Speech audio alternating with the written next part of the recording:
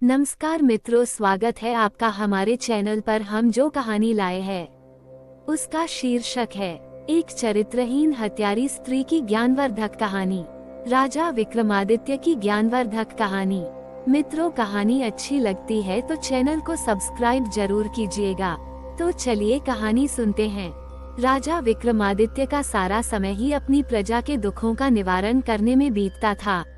प्रजा की किसी भी समस्या को वे अनदेखा नहीं करते थे। प्रजा की सारी समस्याओं की जानकारी के लिए वे केवल गुप्तचरों पर ही निर्भर नहीं रहते थे, बल्कि इसके लिए वे भेष बदलकर रात में पूरे राज्य में आज किसी हिस्से में कल किसी और में घूमा करते थे। उनकी इस रात्रिचर्या का पता सामान्य जनता के साथ साथ चोर डाकुओं को भी था, इसलिए अपराध की घटनाएं छिटपुटी हुआ करती थीं। विक्रमादित्य चाहते थे कि समाज से अपराध बिल्कुल मिट जाए, ताकि लोग निर्भय होकर एक स्थान से दूसरे स्थान की यात्रा करें तथा चैन की नींद सो सकें। ऐसे ही विक्रम एक रात भेष बदलकर राज्य के एक हिस्से में घूम रहे थे कि उन्हें एक बड़े से भवन से लटकता हुआ एक कमंद दिखाई पड़ा। इस कमंद के सहारे जरूर कोई चोर ही ऊपर के तल गया होगा, ये सोचकर वे भी उस चोर को पकड़ने कमंद के सहारे ऊपर पहुँचे। उन्होंने आत्मरक्षार्थ अपनी तलवार हाथों में ले ली, ताकि मुठभेड़ होने पर अपराधी को मौत के घाट उतार सकें।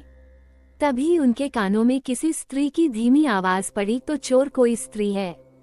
ये सोचकर वे उस कमरे की दीवार से सटकर खड़े हो गए जहां से आवाज आ रही थी।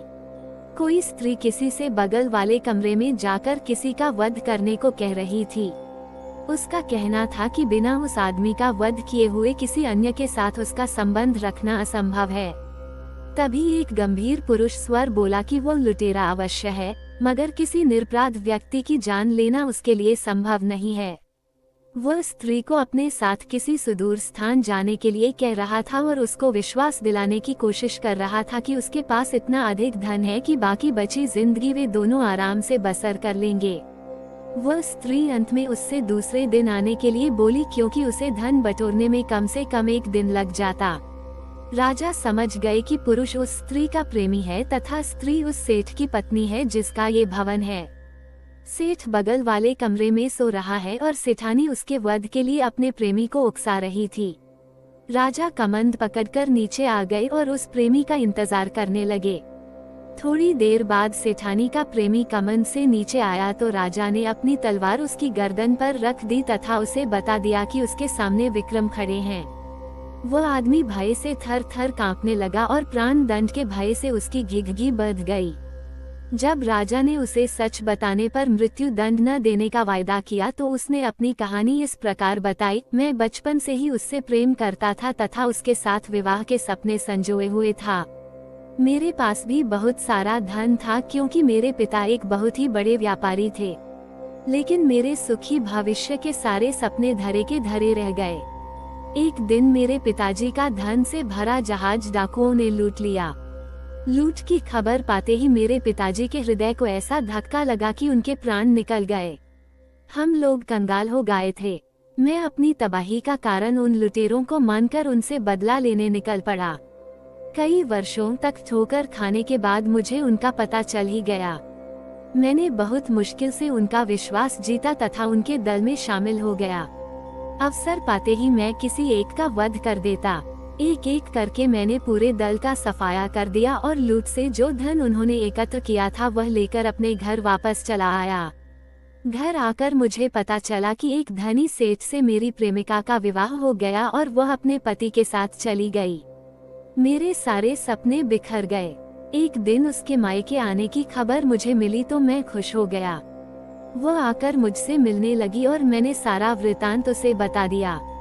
एक दिन वो मुझसे मिली तो उसने कहा कि उसे मेरे पास बहुत सारा धन होने की बात पर तभी विश्वास होगा जब मैं एक नौलखा हार उसके गले में डाल दूं। मैं नौलखा हार लेकर गया।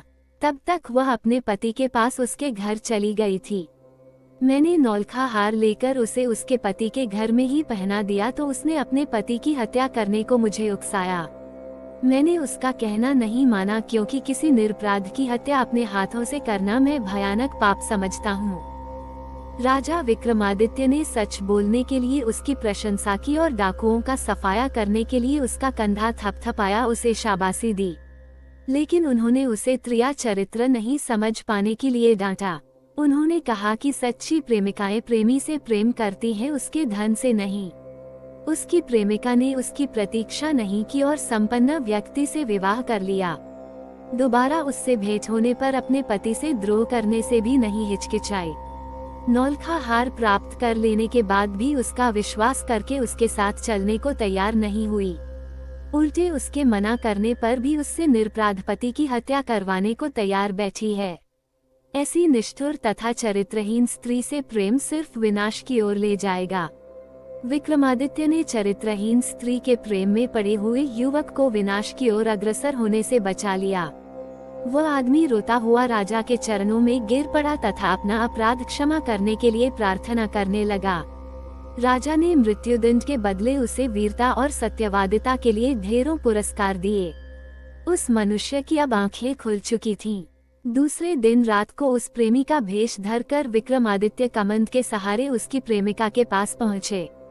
उनके पहुंचते ही उस स्त्री ने स्वर्णाभूषणों की बड़ी सी थैली उन्हें अपना प्रेमी समझकर पकड़ा दी और बोली कि उसने विष खिलाकर अपने पति सेठ को मार दिया है और सारे स्वर्णाभूषण और हीरे जवाहरात चुनकर इस थैली में भर लिए हैं। जब राजा कुछ नहीं बोले तो उसे शक हुआ और उसने उनकी नकली दाढ़ी मूंछ नोच ली। किसी अन्य पुरुष को पाकर चोर चोर चिल्लाने लगी तथा राजा को अपने पति का हत्यारा बताकर विलाप करने लगी। राजा के सिपाही और नगर कोतवाल नीचे छिपे हुए थे। वे दौड़कर आए और राजा के आदेश पर उस हत्यारी चरित्रहीन स्त्री को गिरफ्तार कर लिया गया। उस स्त्री को समझते देर नहीं लगी कि भेष बदलकर आया हुआ पुरुष खुद विक्रम थे। उसने झट से विष की शीशी निकाली और स्वयं विषपान कर लिया।